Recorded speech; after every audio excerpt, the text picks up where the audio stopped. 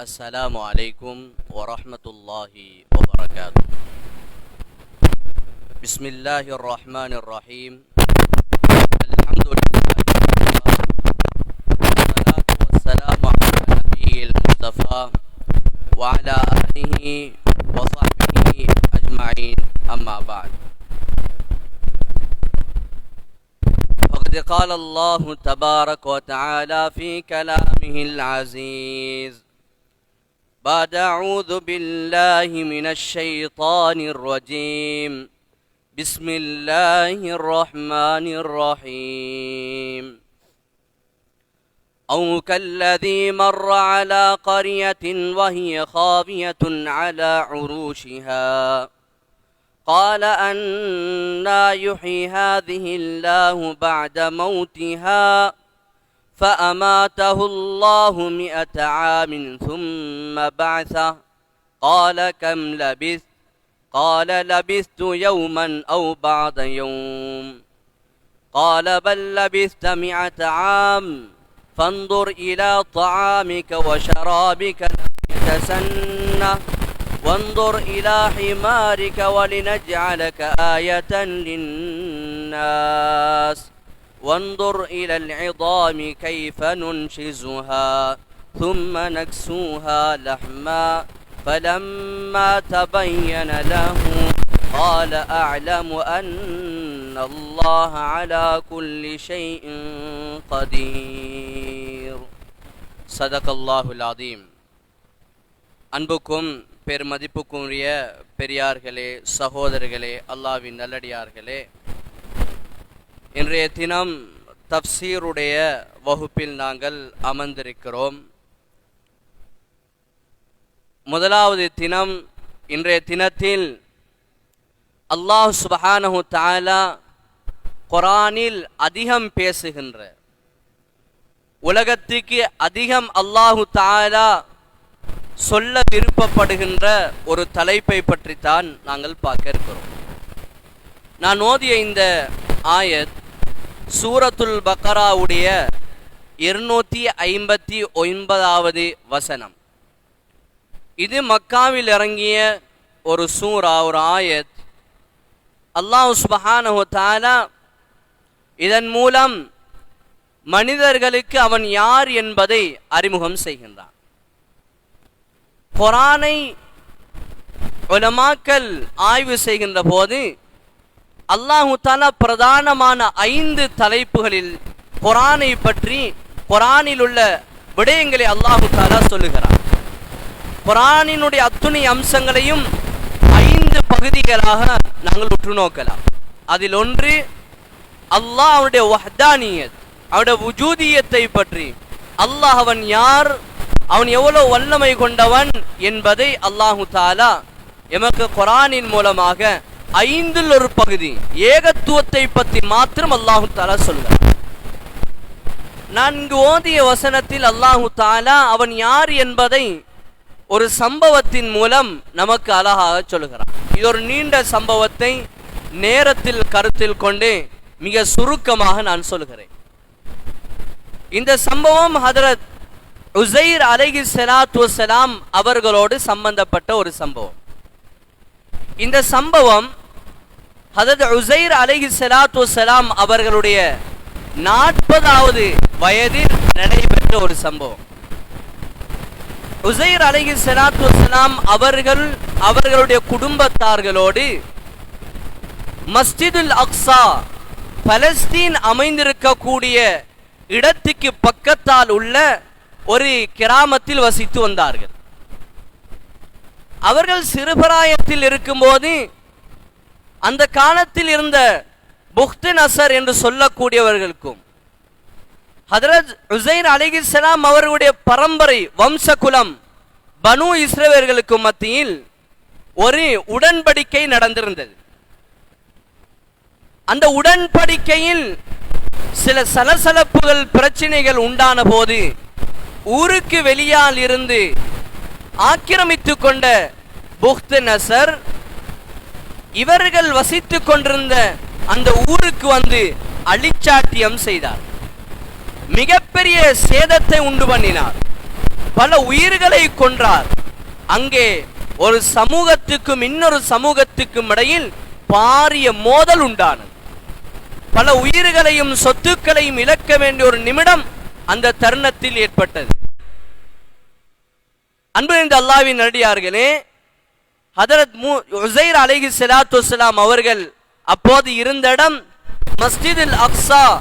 அது அமைந்த இடத்துக்கு அண்மித்த பகுதியில் இருந்த ஒரு இடம். அதாவது ஒருவர் மஸ்ஜிதுல் அக்ஸாவுக்கு அந்த காலத்தில் செல்வதாக இருந்தால் உஸைர் அலைஹிஸ்ஸலாம் வாழ்ந்த அந்த பகுதியை கடந்துதான் போக வேண்டும். உதாரணமாக காரதீவில் இருந்து நம்முடைய பெரிய பள்ளி வாசலை நோக்கி வருகின்ற போது இடையில் மஸ்ஜிதுல் ஹிலால் அல்-ஹிலால் பள்ளிவாசலை தாண்டி வர வேண்டும் என்பதை போன்று அமைந்திருந்த ஒரு பகுதி தான் இந்த பகுதி. அப்ப புக்தினசர் இவ்வளவு பெரிய அநியாயம் அட்டூழியம் செஞ்சு அந்த இடத்தில் அவங்களுக்கு மத்தியில் ஏற்பட்ட முரண்பாட்டினால் மக்களை கொன்று குவித்தார், பொருளாதார சேதத்தை ஏற்படுத்தினார். இதனால் உஸைர் அலைஹிஸ்ஸலாம், தானியால் அலைஹிஸ்ஸலாம் இது போன்ற நபிமார்கள் சிறு வயதில் இருக்கும் போதே அவருடைய தாய்மார்கள் அந்த இடத்தில் இருக்க முடியாது என்று தந்த பிள்ளைகளை கூட்டிக் கொண்டு வேறு வேறு ஊர்களுக்கு சென்று விட்டார். அந்த அடிப்படையில் உஸைர் அலைஹிஸ்ஸலாம் அவர்களும் அவர்கள் பிறந்த ஊரிலிருந்து இன்னும் ஒரு ஊருக்கு வருகிறார். அங்கே இருக்கின்ற போது உஸைர் அலைஹிஸ்ஸலாம் தன்னுடைய 40வது வயதில் மஸ்ஜிதுல் அக்ஸாவினுடைய பாதையில் பயணமாகிக் கொண்டிருக்கிறார்கள்.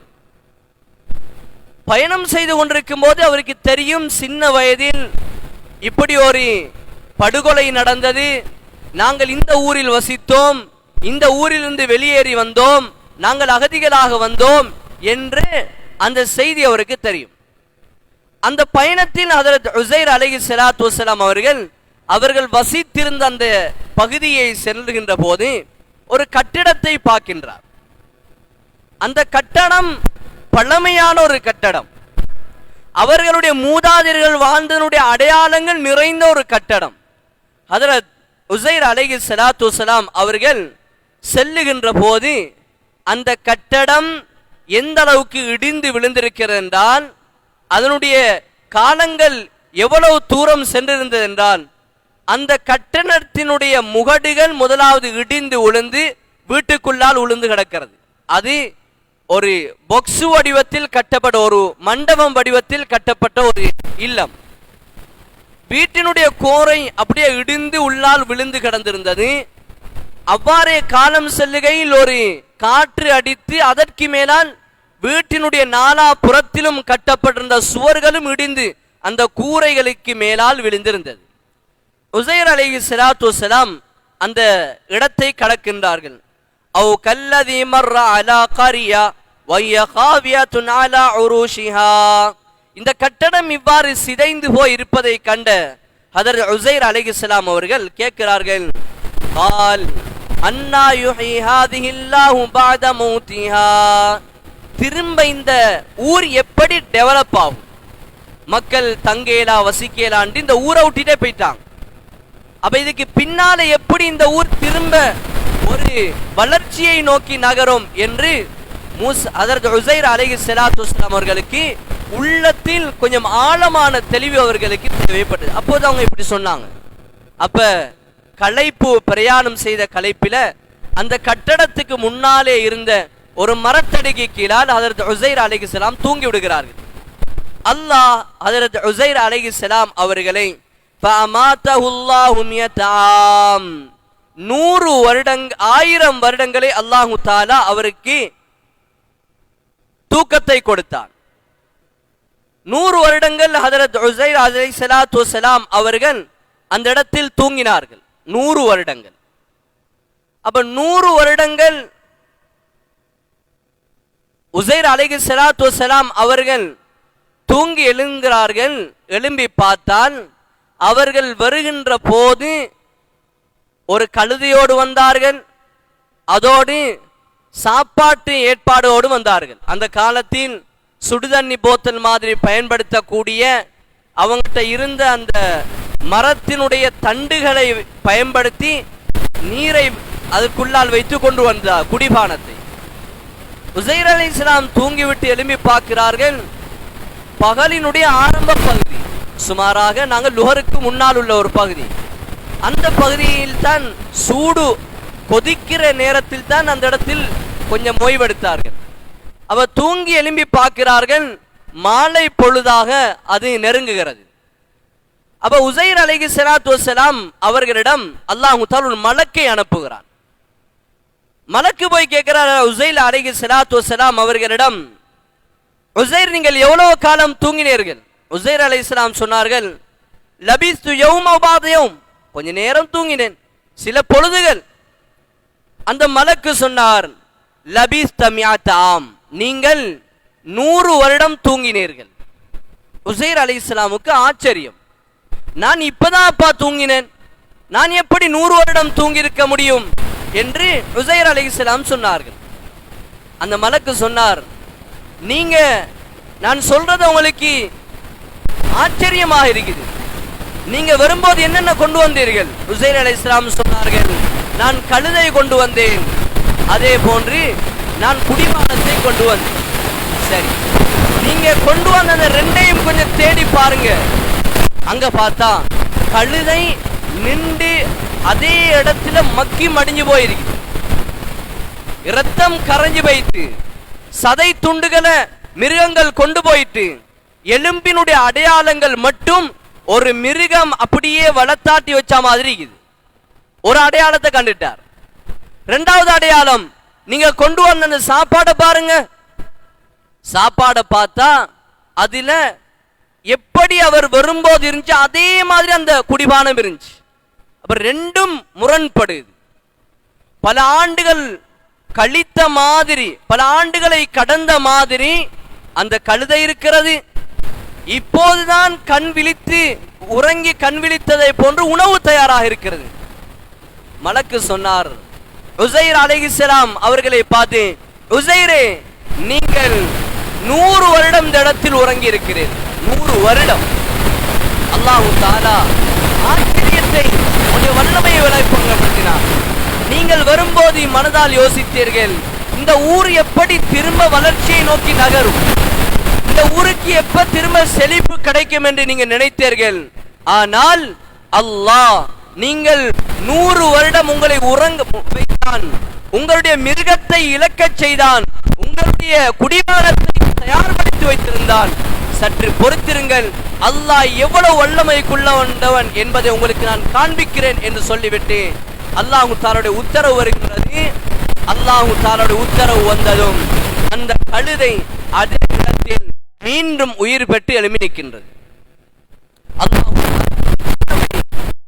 இந்த இடத்தில் மேலான அல்லாஹ்வின் நல்லடியார்களே, அந்த மிருகம் எப்படி உயிர்ப்பித்தது என்றால் அதையும் அல்லாஹ் தஆலா குர்ஆனில் சொல்கிறான், வன்துர் இலா ஹிமாரிக், நீங்க உங்களுடைய கழுதையை பாருங்க, அதை பாருங்க, நாங்க எப்படி உயிர்ப்பிக்கிறோம் நீங்க கண்ணால பாருங்க. முதலாவது அல்லாஹ் எலும்பு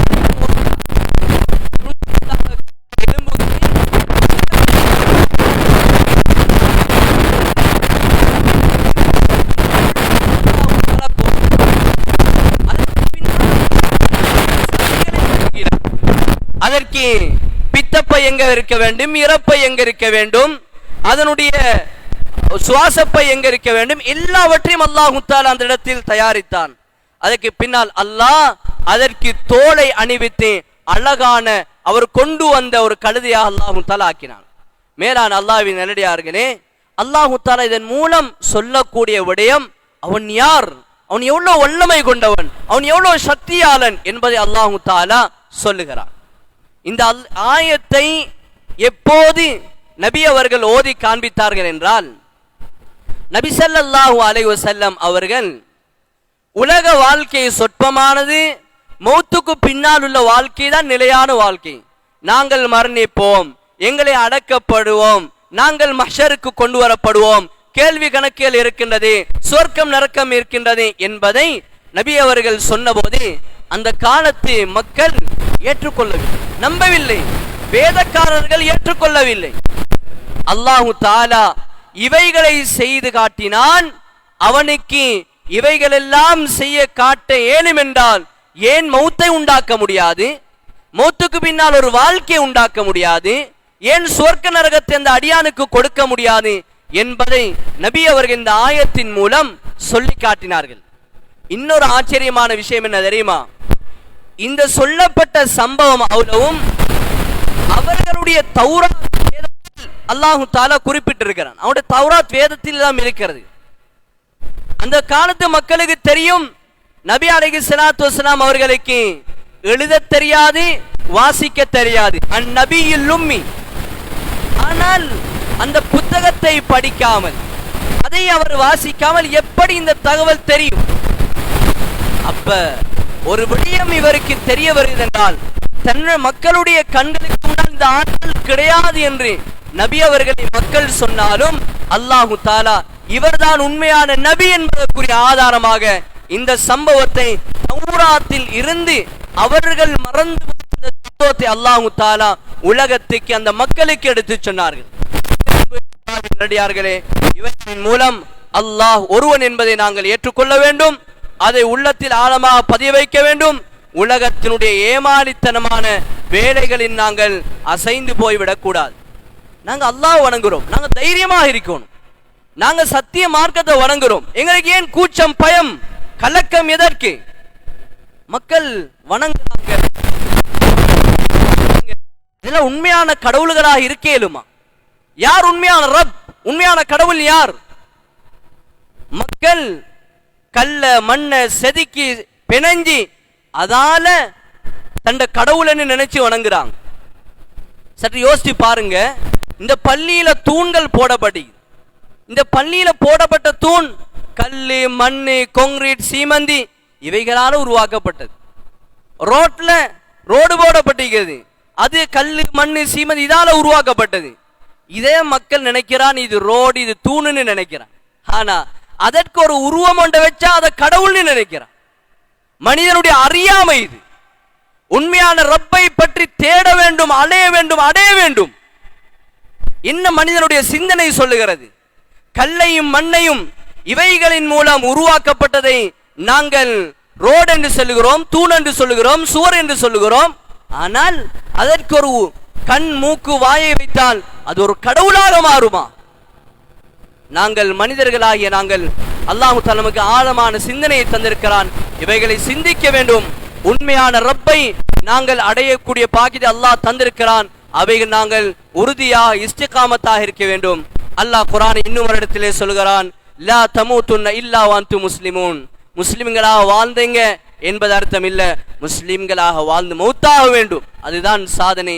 எனவே எல்லாம் வல்ல அல்லாஹ் அவனுடைய வல்லமையின் விளங்கி அவனுடைய அன்பையும் அருளையும் நெருக்கத்தையும் அடைந்த நல்லடியார்களின் கூட்டத்தில் அல்லாஹு தஆலா எம் அனைவரும் சேர்த்தர் புரிவானாக.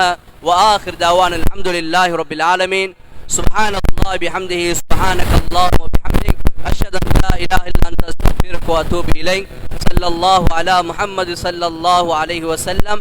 ஸல்லல்லாஹு அலா முஹம்மது ஸல்லல்லாஹு அலைஹி வஸல்லம். ஸல்லல்லாஹு அலா முஹம்மது யா ரப்பி ஸல்லி அலைஹி வஸல்லிம்.